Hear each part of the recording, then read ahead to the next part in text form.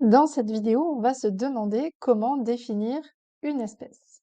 Alors, une espèce regroupe des êtres vivants, que ce soit des animaux ou des végétaux, qui se ressemblent, c'est-à-dire qui ont des caractères physiques proches, voire identiques. Donc, par exemple, on peut prendre le chat et le tigre, qui se ressemblent fortement. Pourtant, ce sont deux espèces différentes qui appartiennent au même groupe, le groupe des félins ou des félidés. Il faut donc compléter la définition d'une espèce en disant qu'elle regroupe des êtres vivants qui se ressemblent et qui sont capables d'avoir des descendants fertiles, c'est-à-dire capables de se reproduire à leur tour.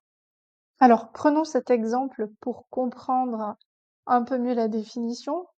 Un âne et un cheval peuvent se reproduire, ils vont donner naissance à un bardeau, mais celui-ci sera stérile, ça veut dire incapable de se reproduire à son tour.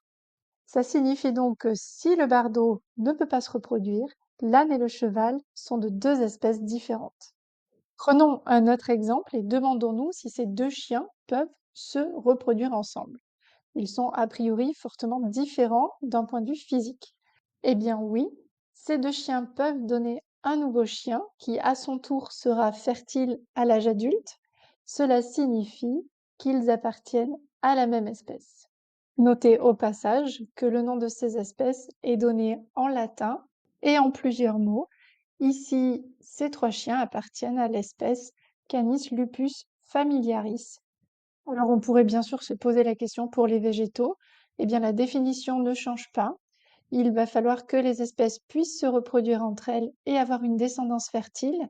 Dans le cas de ces deux renoncules pourtant très proches, eh bien elles ne peuvent pas se reproduire, ce qui signifie qu'elles sont de deux espèces différentes.